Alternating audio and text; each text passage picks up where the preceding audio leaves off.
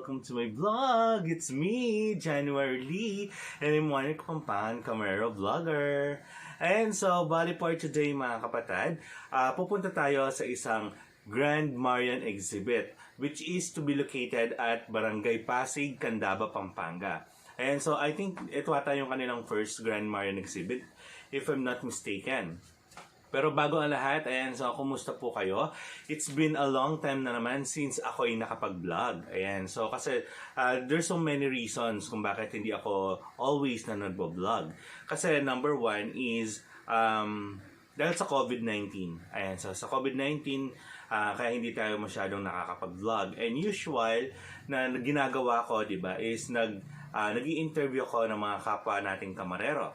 So, hindi muna ako nag-i-interview ngayon ng mga kamarero kasi nga para yung natin tawag dito, yung to prevent, ayan, para ma-prevent natin yung pagkalat ng COVID-19. Ayan. So, siyempre para maging aware din naman yung iba kung bakit yung mga some of the invitations na hindi ko naman totally nire-reject. Kumbaga, hindi lang ako nakakapag-oo kasi nga dahil dun sa sitwasyon na meron tayo ngayon.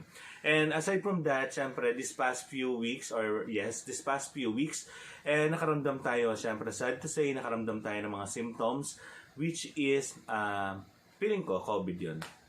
Pero, I'm so very thankful na yung mga symptoms na yun, lumabas man sa akin, moderate cough, tapos nagkaroon ako ng high fever, tapos body pain, ayan, saka yung mga lower extremities pain.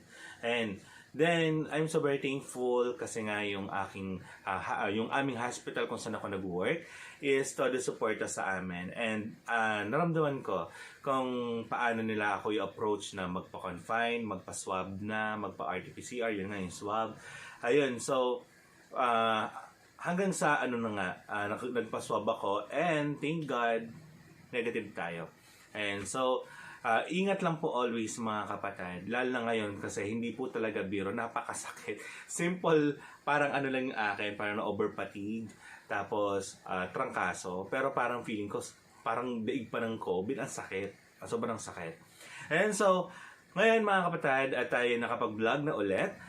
Before kasi nakapag-vlog tayo sa Baliwag, Bulacan, which is sa Virgen de las Flores Parish Church.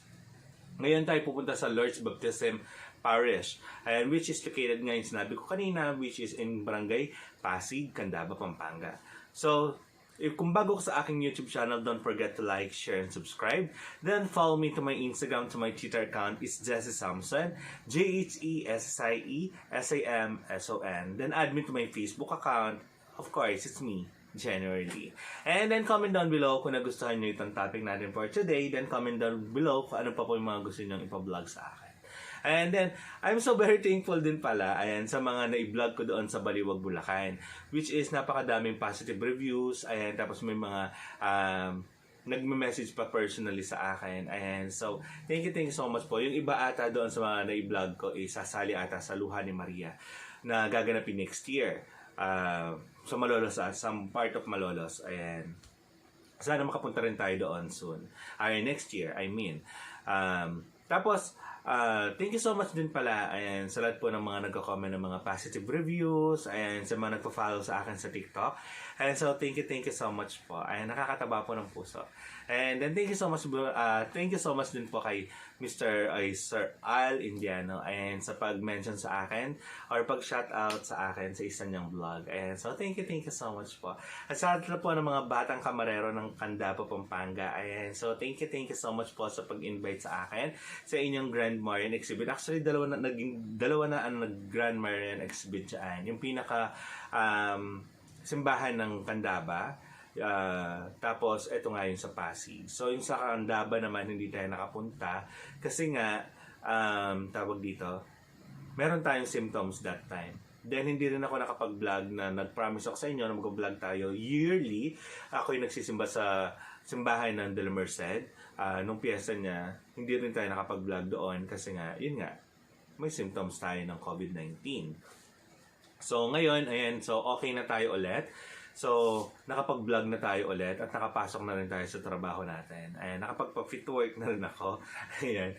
So, Halik kayo mga kapatid at samahan nyo ako na pumunta sa exhibit or sa Grand Marian Exhibit. Actually ako yung Angustia ko hindi ko na naisali. Ang sumali lang is yung Virgen de los Remedios namin. Tapos yung friend ko na si Christian Berches. Hi Christian Berches, ayan, shoutout sa'yo. Isinali niya yung Albay, ano ba yun? Virgen de los Remedios ng Albay, tama ba? Ay, basta Virgen de los Remedios siya. Tapos sumali din yung friend ko na si RC, ayan, Mama RC, ayan, na ang may-ari ng Paloma, na naitampok ko na rin sa inyo before. Ayan. Ang daming sumali. Actually, ang dami nilang sumali, tapos sabi-sabi, parang marami raw mga Virgen de los Remedios na ang sumali, tsaka de la Merced. Tapos more on Dolorosa at Angustia, yung mga sumali. Ayun, so wag na natin papatagalin mga kapatid. So hali kayo at samahan nyo ako. At tayo pupunta sa Barangay Pasig, Candaba, Pampanga para tayo ay manood ng, or malaman kung paano idadaos ng kanilang simbahan ang New Normal Grand Marian Exhibit. Hali kayo, samahan nyo ako mga kapatid. A few moments later.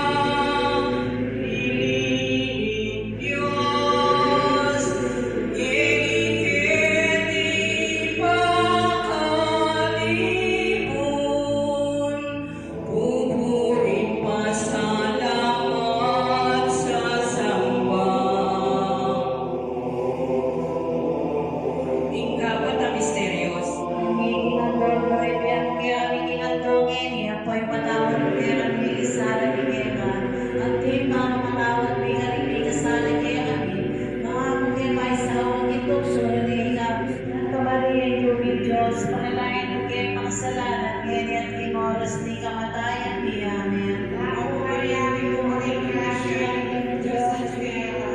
Huwag ka alisan ni Amen. Mauriyamin mo maging grasya ng Diyos sa Tiyera.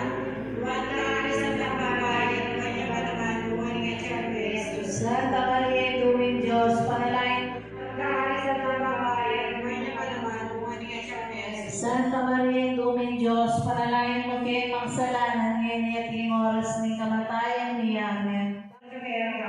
Huwag ka alisan ng babae, kanya pa naman buwan ng Jesus. Santa Maria, Tuming Diyos, panalangin mo kayo makasalanan.